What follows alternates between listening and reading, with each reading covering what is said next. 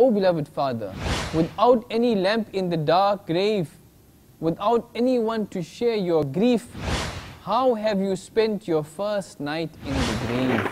O beloved father, yesterday night I laid out your bedding at home. Who laid out your bedding in the grave last night?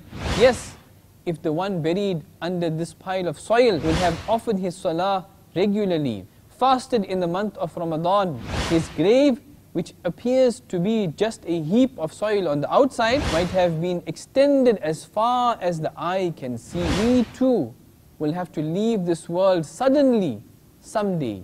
By the grace of Allah, Attar is my guide. Watch the series Discourses of Attar on Saturday in Madina Munawwara 10:30 p.m. and in Pakistan 12:30 a.m.